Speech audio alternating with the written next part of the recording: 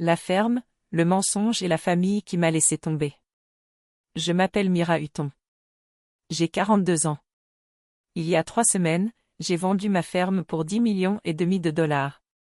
La même nuit, sur les conseils de mon mari Marcus, j'ai appelé ma famille et leur ai dit que j'avais complètement fait faillite. Ce qu'ils ont fait en 24 heures a prouvé tout ce que Marcus soupçonnait depuis 15 ans.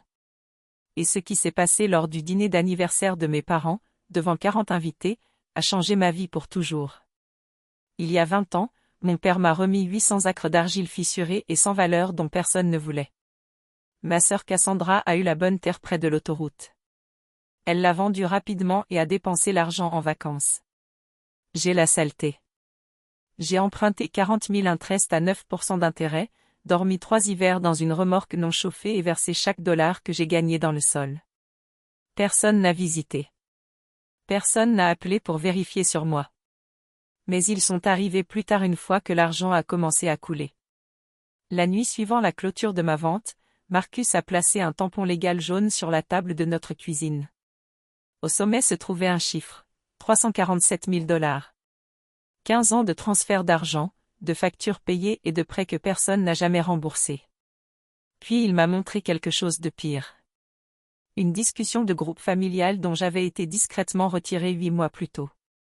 Ma mère a coaché Cassandra sur exactement quand appeler, exactement quelle histoire utiliser, exactement comment me faire pleurer au téléphone pour que j'envoie de l'argent sans poser de questions.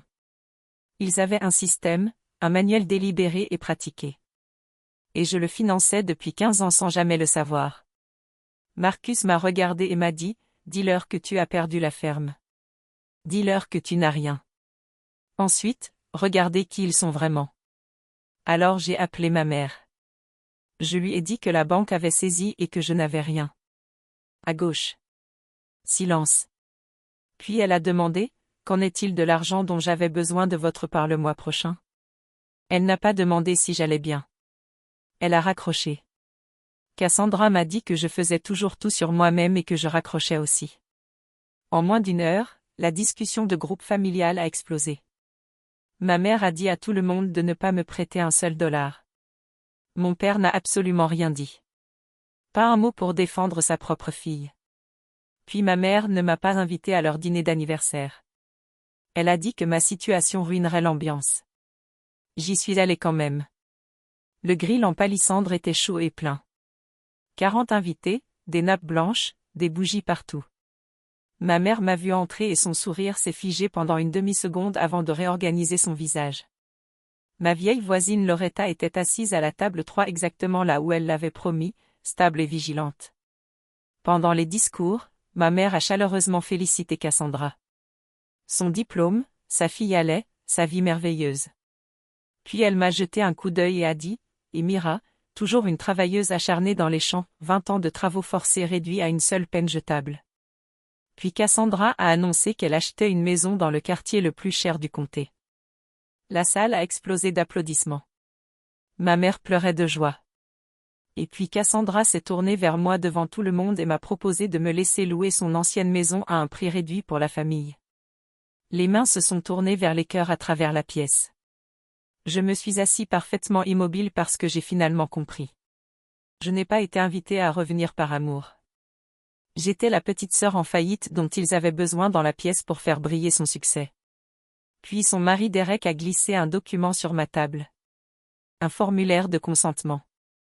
Ils avaient besoin de ma signature pour utiliser la maison de mes parents comme garantie pour leur nouvelle hypothèque. C'était la vraie raison pour laquelle j'avais été réinvitée. Pas la famille. Une signature. Je me suis levée. J'ai mis le formulaire là où les invités à proximité pouvaient le voir. J'ai dit que je ne signais pas. Ma mère a poussé à travers la foule et m'a dit de ne pas faire de scène. Je lui ai demandé tranquillement de quoi il s'agissait. Étais-je de la famille ou simplement un outil qu'ils appelaient quand ils avaient besoin de quelque chose? Les mots ont atterri comme une pierre dans l'eau calme et l'ondulation s'est déplacée sur chaque table. Puis j'ai fouillé dans mon sac à main et placé mon reçu de vente à plat sur la table. Je leur ai dit que je n'étais pas en faillite. J'avais vendu ma ferme à Meridian Agricorp il y a 3 semaines pour 10,5 millions de dollars. Le visage de ma mère est devenu complètement blanc. J'ai lu leur message de discussion de groupe à haute voix. J'ai montré à mon père l'email que son ami lui avait transmis 6 mois plus tôt lui disant qu'une grande entreprise voulait acheter ma terre. Il l'avait transmis directement à ma mère sans me dire un seul mot.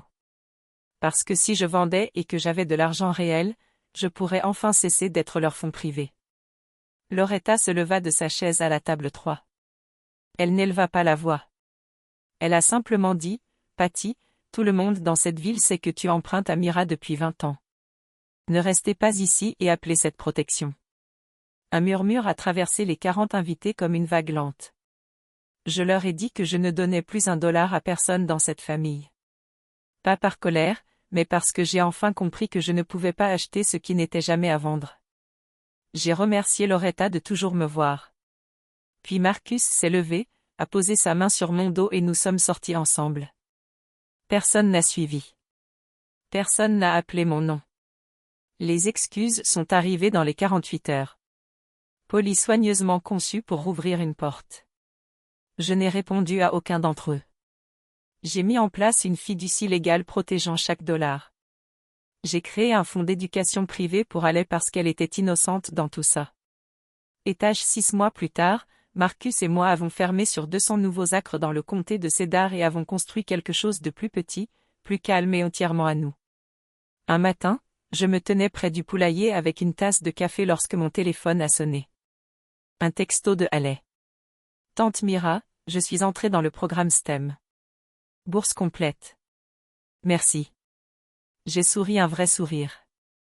Le genre qui commence profondément dans la poitrine. J'ai tourné le téléphone vers Marcus.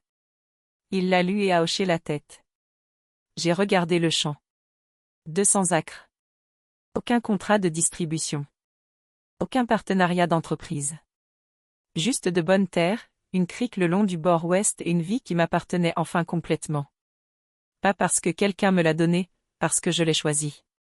Parce que je me suis éloigné des gens qui voulaient le consommer et j'ai marché droit vers la vie que je voulais garder. Je m'appelle Myra Hutton. J'ai 42 ans. Et pour la première fois de ma vie, je ne dois rien à personne. Même pas une explication.